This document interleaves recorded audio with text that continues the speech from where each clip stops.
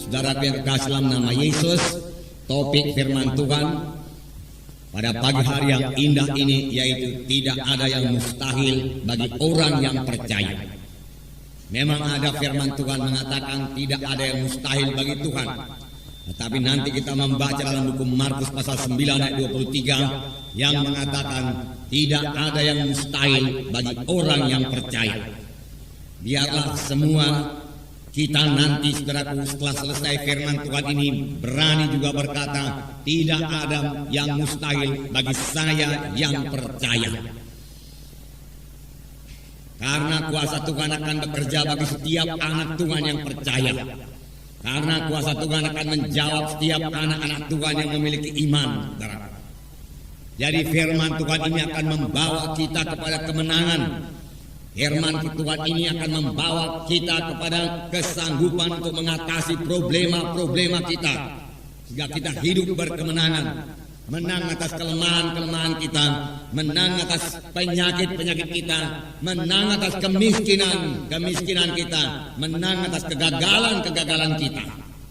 Sebab semua itu bukan daripada Tuhan. Kegagalan bukan daripada Tuhan. Kemiskinan bukan daripada Tuhan. Kekurangan bukan daripada Tuhan. Janganlah disalahkan Tuhan karena kekurangan kita. Tetapi lebih baik kita kenal siapa Tuhan Yesus itu dan apa maksudnya dalam hidup kita. Dan biarlah kita mulai beriman kepada apa yang dijadikan Tuhan kepada kita. Dari firman Tuhan kita akan mengenal bahwasanya Tuhan tidak menghendaki kita gagal. Tuhan tidak menghendaki kita miskin, saudaraku. Tuhan tidak menghendaki kita kalah. Dari mulanya Tuhan memilih satu umat bagi dirinya sendiri. Dan umat yang dipilih Tuhan itu saudaraku sangat diberkati Tuhan. Dan saudaraku sepanjang umat yang dipilih Tuhan itu bersandar kepada Tuhan, dia tidak bisa dikalahkan oleh bangsa-bangsa lain. Karena Tuhan beserta dengan mereka dan Tuhan sendiri yang memberikan kemenangan kepada mereka itu, saudaraku. Saudaraku yang kasih dalam nama Yesus, puji Tuhan, saudaraku. Dan kemenangan juga berlaku bagi kita buat pagi hari yang indah ini, saudaraku. Jadi kita bisa bebas saudaraku daripada kekalahan kita. Kita bisa hidup dalam kemenangan. Kalaupun sekarang ini saudara belum memilikinya. Miliki dulu tekad, memiliki dulu iman, miliki dulu visi seperti ini. Dari firman Tuhan yang saudara dengar ini, saudara akan memiliki visi. Oh, rupanya saya bisa menang. Saya tidak perlu kalah. Saya tidak perlu gagal lagi. Oh, rupanya penyakit tidak perlu menguasai saya lagi. Saya sudah kenal hak saya. Saya sudah kenal apa yang disediakan Tuhan bagi saya. Oleh sebab itu mulai sekarang hidup saya berkemenangan. Penyakit tidak menguasai saya. Karena kesembuhan sudah disediakan Tuhan bagi saya. Haleluya, Tuhan katakan. Dengan berkata demikian iman saudara mulai tumbuh. Dan kalau tiap-tiap hari saudara terus beriman demikian, saudaraku, maka sama sebagaimana iman saudara akan jadi kepada saudara. Jadi miliki iman lebih dahulu. Sebab firman Tuhan berkata tanpa iman mustahil. Dari mana datangnya iman? Iman datang daripada firman Tuhan. Iman datang daripada mendengarkan firman Tuhan. Mendengarkan firman Tuhan yang benar, saudaraku. Mendengarkan firman Tuhan yang memberikan pengertian yang benar kepada Tuhan, kepada saudara dari hamba Tuhan yang benar, saudara. Itu sebabnya kita perlu sekali mendengarkan, saudaraku, hamba-hamba Tuhan yang benar yang diurapi Tuhan. Sehingga dia dapat memberikan pengertian yang benar dari firman Tuhan kepada kita. Dan pengertian yang benar dari firman Tuhan kepada kita itu, kita memiliki iman. Kita memiliki iman. Sebab firman Tuhan berkata, tanpa iman mustahil.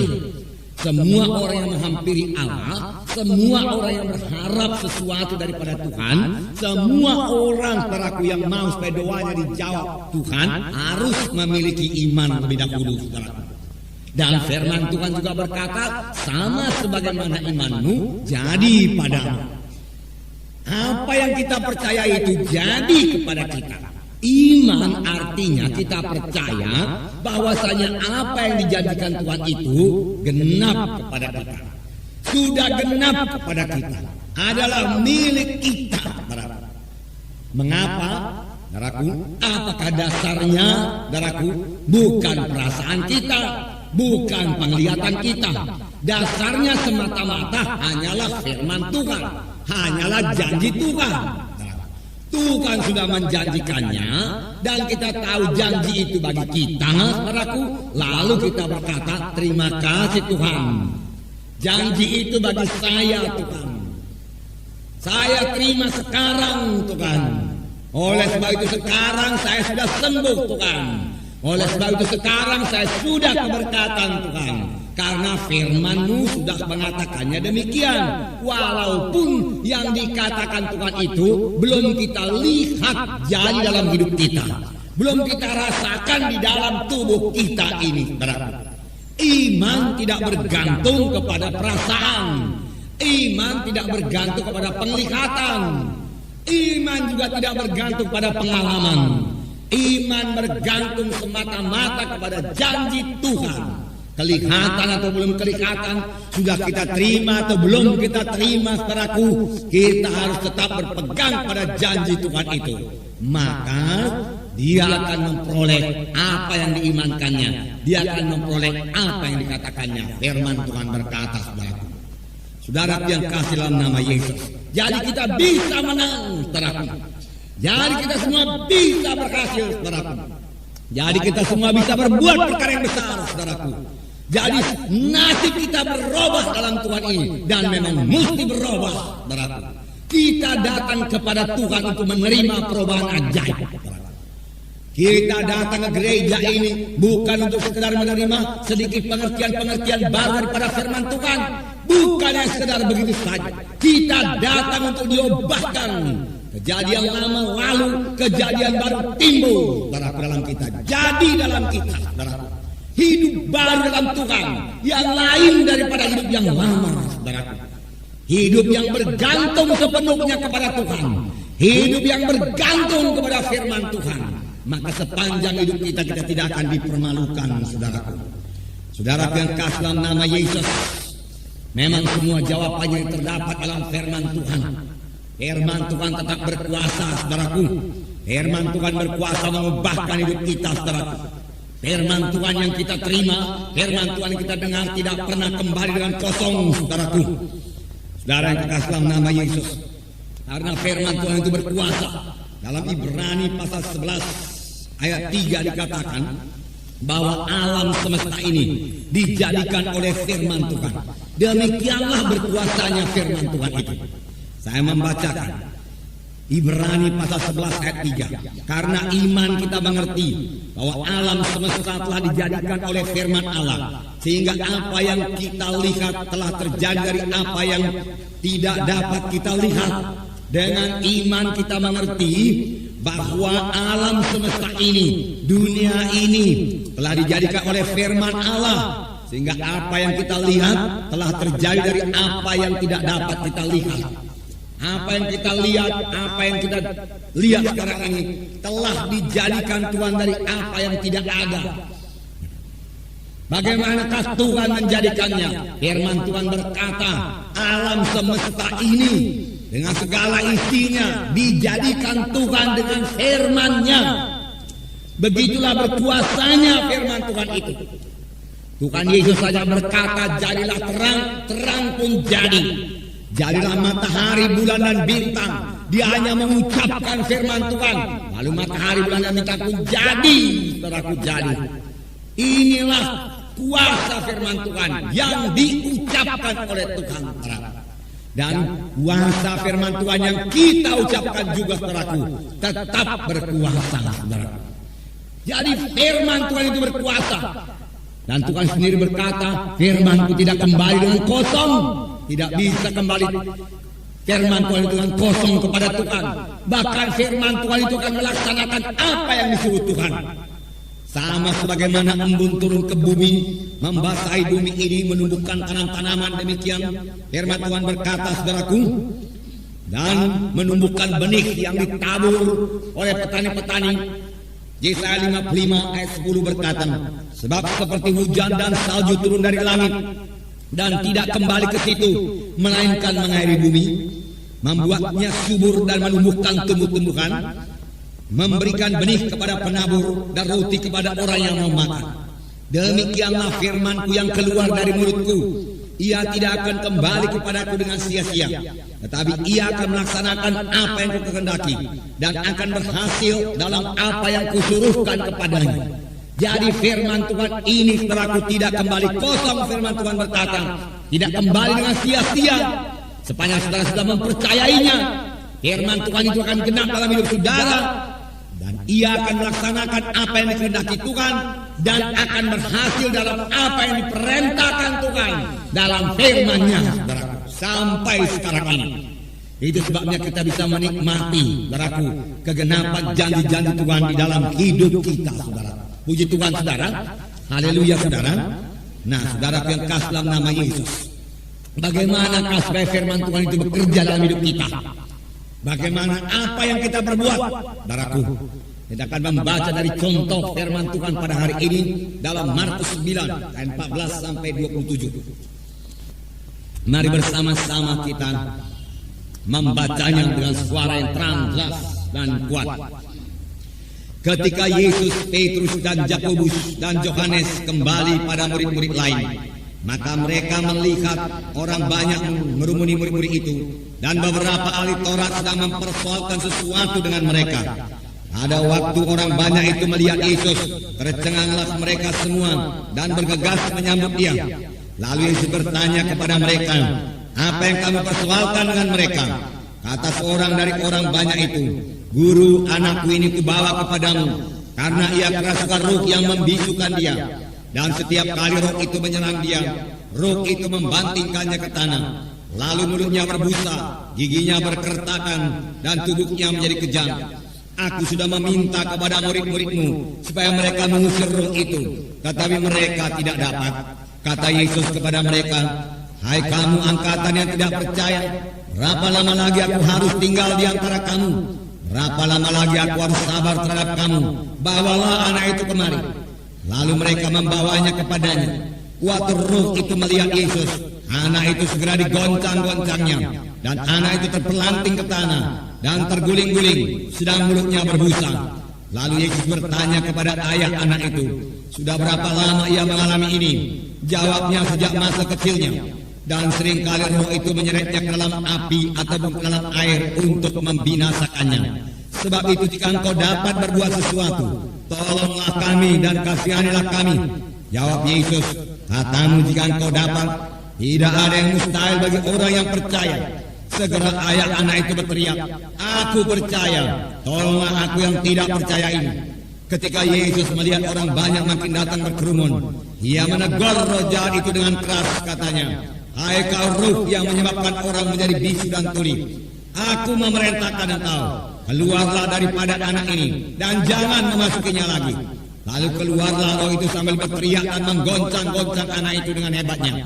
Anak itu kelihatannya seperti orang mati, sehingga banyak orang yang berkata, "Ia sudah mati." Tetapi Yesus memegang tangan anak itu dan membangunkannya, lalu ia bangkit sendiri. Ketika Yesus sudah di rumah dan murid-muridnya sendirian dengan dia, bertanyalah mereka, "Mengapa kami tidak dapat mengusir roh itu?" Jawabnya kepada mereka, "Jenis ini tidak dapat diusir kecuali dengan berdoa." Memang waktu mengusir setan kita tidak perlu berdoa, saudara. Waktu mengusir setan kita memberikan perintah, tetapi sebelum mengusir setan kita harus cukup berdoa. Amin, saudara. Sebelum mengusir setan, kita harus terus sudah bersekutu baik dengan Tuhan. Sebelum mengusirkan setan, kita harus sudah penuh dengan Roh Kudus, saudaraku. Penuh dengan urapan Tuhan, saudara. Dengan demikian, saudaraku, perintah yang kita berikan kepada setan sangat berkuasa, saudaraku. Karena kita sudah diteguhkan dalam iman kita, saudara. Jadi Tuhan juga menegur murid-muridnya, "Kamu kurang berdoa. Karena kamu kurang berdoa, kamu tidak berkuasa mengusirkan roh jahat ini." Tuhan Yesus berkata, saudara. Nah, saudara yang kasih dalam nama Tuhan Yesus, saudaraku. Di sini kita melihat, saudaraku, Yesus turun dari gunung. Di atas gunung Tuhan Yesus dipermuliakan, saudara, dengan Petrus, Yakobus dan Yohanes. Mereka dipermuliakan. Kemudian mereka turun, saudaraku. Dan mereka mendapati murid-murid mereka lagi bersoal jawab dengan ahli-ahli Taurat. Mengapa mereka bersoal jawab? Karena murid-murid tidak berhasil mengusirkan satu roh jahat yang tidak berhasil mengusirkan satu roh jahat yang merasuk seorang anak kecil. Mereka mengejek murid-murid Tuhan Yesus. Dan mereka, saudaraku, menimpakan saudaraku kesalahan itu kepada Tuhan Yesus. Mereka berkata, engkau sama saja dengan kami. Di manakah kuasamu? Dia berkata, di manakah Yesusmu itu? Engkau sudah mengusir dalam nama Yesus, tetapi setan tidak keluar juga. Dia katakan, saudaraku yang kasih dalam nama Yesus. Inilah kelemahan murid-murid, saudaraku. Kelemahan murid-murid, saudaraku, tidak mempermuliakan Tuhan. Demikian juga kelemahan kita, saudaraku, tidak mempermuliakan Tuhan. Oleh sebab itu, saudara-saudara, jangan mau lemah sebagai anak-anak Tuhan, saudaraku. Karena Tuhan sudah menyediakan kekuatan kepada kita, saudaraku. Tuhan tidak suka kita lemah, saudaraku. Lemah datang karena kurang berdoa, kurang membaca firman Tuhan, dan juga kurang melayani, saudaraku. Maka akan terjadi kelemahan kepada kita, saudara. Saudara, oleh sebab itu cukupkan doa, saudara. Jangan mau lemah dalam doa, saudara. Jangan mau kurang dalam doa, saudara. Tapi cukup berdoa, saudara. Cukup berdoa. Karena kelemahan, saudaraku, tidak mempermuliakan Tuhan. Kuat, saudaraku, badani, kuat rohani, saudara. Karena saudara berdoa. Karena saudara makan firman Tuhan tiap-tiap hari, saudaraku. Itu menyebabkan saudara kuat, saudara.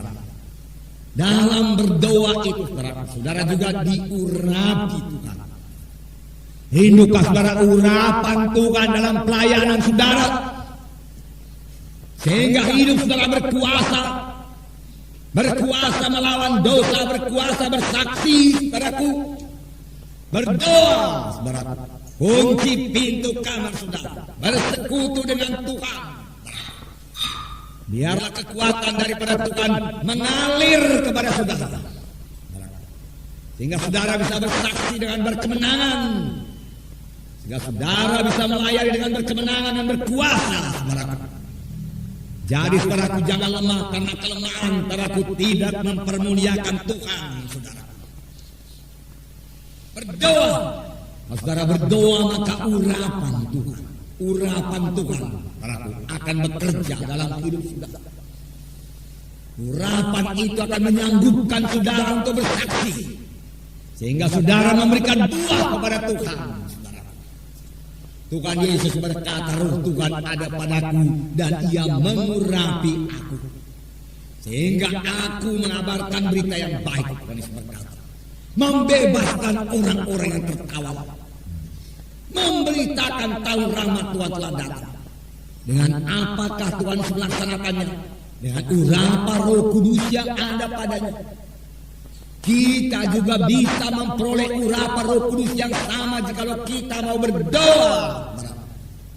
Yang saya maksudkan tentunya bukan doa 5 menit, bukan doa 10 menit, tapi minimum doa 1 jam dalam kamar saudara, di mana hadirat Tuhan memenuhkan saudara, di mana saudara penuh dengan Roh Kudus, di mana saudara berkata-kata dengan bahasa roh kepada Tuhan, saudaraku. Inilah yang sangat ditakuti oleh setan, saudaraku. Karena setelah selesai berdoa itu saudara dapat keluar dengan berkuasa, saudaraku. Saudara bersaksi dengan berkuasa, saudara. Sangat tidak disukai oleh setan. Oleh sebab itu setan sangat berusaha supaya setiap anak-anak Tuhan jangan sampai berdoa 1 jam. Dia akan memberikan banyak alasan, banyak gangguan padaku supaya anak-anak Tuhan jangan sampai bisa berdoa 1 jam 1 hari, saudaraku. Karena doa 1 jam per hari sangat memberkati anak Tuhan tersebut. Karena doa 1 jam per hari itu, saudaraku, akan membawa kemenangan kepada anak Tuhan tersebut. Karena doa 1 jam per hari itu akan mengusirkan semua kelemahan-kelemahan dari anak-anak Tuhan tersebut. Haleluya, saudara. Oleh sebab itu tangkal diri saudara, disiplin diri saudara. Tuhan pasti menemui saudara di kala saudara berdoa. Bahkan kalau saudara berdoa pada waktu yang tertentu tiap-tiap hari, tempat yang tertentu tiap-tiap hari, yakinlah saudara, pada saat saudara mulai berdoa di tempat itu, Tuhan sudah menunggu saudara di tempat itu. Haleluya saudara, untuk memberkati saudara. Karena Tuhan tahu jam sekian-sekian anakku akan datang ke tempat ini. Dan dia akan berdoa di sini 1 jam. Aku tunggu dia di sini. Haleluya saudara. Jangan kecewakan Tuhan, saudara. Jangan kecewakan Tuhan. Nah, saudara akan penuh dengan Roh Kudus. Saudara akan berbahasa roh. Dan Tuhan akan mengkuatkan iman saudara pada waktu saudara berbahasa roh. Tuhan akan menerangkan banyak perkara kepada saudara pada saudara berbahasa roh. Saudaraku, kadang-kadang lebih dari 1 jam. Karena saudara sudah tenggelam dalam roh Tuhan, saudaraku. Dibawa oleh roh Tuhan untuk bersekutu dengan Tuhan, saudaraku. Nah, saudara disegarkan, saudara. Bagi saudara yang sudah kurang berdoa, mari kembali berdoa, saudaraku. Saudara, dari permulaan sidang ini, saudaraku, kekuatan sidang ini terletak dalam doa 1 jam itu, saudaraku. Banyak anak-anak Tuhan sudah menikmati doa 1 jam itu, saudaraku. Bahkan banyak yang sudah berdoa lebih daripada 1 jam, saudaraku. Berdoa dalam Roh Kudus, saudaraku. Tenggelam dalam roh, bersekutu dengan Tuhan, berkata-kata dengan Tuhan. Sebenarnya bukan kita lagi yang menentukan waktunya, Tuhan yang menentukan waktunya. Amin, saudara. Karena Tuhan sudah memimpin kita dalam doa itu, saudaraku. Nah, jadi kelemahan-kelemahan buang semua. Atasi kelemahan-kelemahan, saudaraku. Penyakit-penyakit anak-anak Tuhan tidak membawa kemuliaan bagi Tuhan. Kesehatan yang membawa kemuliaan bagi Tuhan. Ada orang berkata Lazarus yang mati mempermuliakan Tuhan. Bukan, saudara. Lazarus yang mati sama sekali tidak mempermuliakan Tuhan. Yang mempermuliakan Tuhan yaitu Lazarus yang bangkit dari kematian. Amin, saudara. Kesembuhan kita akan membawa kemuliaan bagi Tuhan. Kesehatan kita membawa kemuliaan bagi Tuhan. Saudaraku, kalau penyakit datang, tolak dia. Saudaraku, dalam nama Yesus. Biarlah pikiran kita rohani, sehingga kita sadar bahwasanya penyakit itu bukan satu hal yang biasa kepada anak-anak Tuhan. Saudara, penyakit itu satu barang luks, saudaraku, yang gak perlu dibeli oleh anak-anak Tuhan. Mahal harganya, saudaraku. Kita pakai barang-barang biasa saja, itu barang mewah itu penyakit itu, saudara. Mahal harganya, menghabiskan uang saudara, beli obat dan lain sebagainya, terlebih membuat saudara menderita.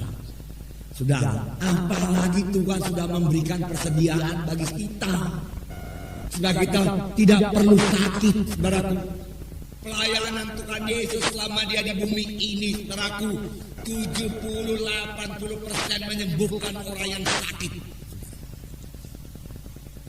Di kemana-mana saja Tuhan berjalan, Tuhan menyembuhkan orang sakit.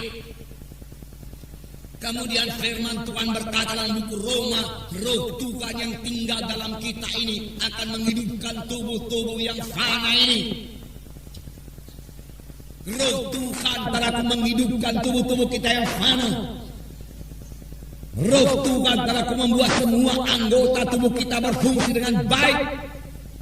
Terlebih sebentar lagi, saudaraku, kita akan menerima lagi tubuh Yesus dan darah Yesus. Jangan terima itu, saudaraku, sebagai roti biasa dan anggur biasa. Jangan anggap itu biasa-biasa saja, hanya sekedar upacara gereja. Tapi dengan iman katakan, ku terima tubuhmu Tuhan, tubuhmu yang mulia, suci, tubuhmu yang tidak bisa disentuh penyakit Tuhan. Ku terima tubuhmu Tuhan, tubuhmu yang berkuasa, yang pasti memberkati tubuhku. Ku terima darahmu Tuhan, darah yang menyucikan dosaku, darah yang melindungkan aku Tuhan. Haleluya Tuhan, katakan. Darah Yesus melindungi kita, saudaraku. Saya percaya penuh, saudaraku, bahwasanya penyakit kanker dan tumor, saudaraku, tidak bisa menempel bagi anak-anak Tuhan yang mengetahui haknya dan kedudukannya di dalam Tuhan Yesus, saudaraku. Mengapa gerangan, saudaraku, penyakit seperti itu, pembunuh seperti itu bisa menempel pada kita, saudaraku?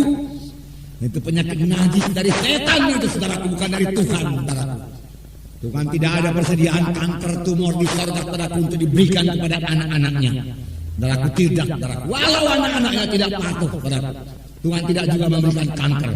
Tapi karena anak-anaknya jauh daripada Tuhan, saudaraku tidak patuh atau memberontak kepada Tuhan, di situ bisa terbuka pintu kepada setan.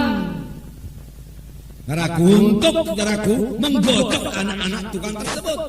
Tapi bukan Tuhan yang memberikan kanker tumor itu, saudaraku. Saudara, semua pun orang seharusnya mengerti ini, saudara. Saudara, nanti di sorga nggak ada lagi penyakit itu, saudara. Di sini pun tidak perlu ada. Lawan dalam nama Yesus.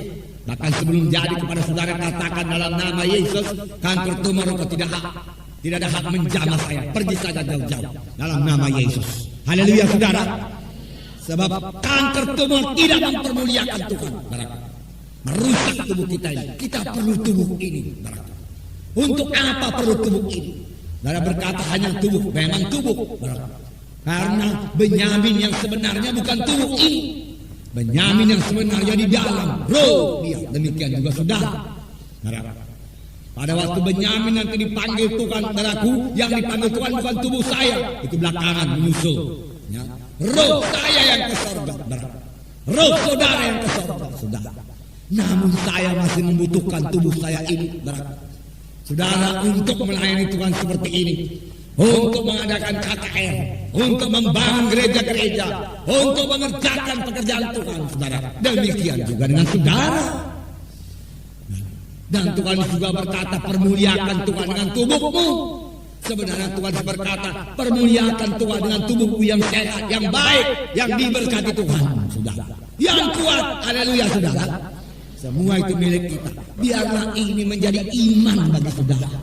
Kalau saudara sakit, saudara mulai punya iman. Oh, rupanya penyakit ini bukan daripada Tuhan. Aku bisa sembuh dalam nama Yesus. Aku akan terus berdoa kepada Tuhan, niscaya kesembuhan jadi milikku. Dan setelah aku sembuh, sekarang pun aku sudah sembuh karena iman itu adalah sekarang aku akan melayani Tuhan. Aku akan mempermuliakan Tuhan dengan tubuhku juga.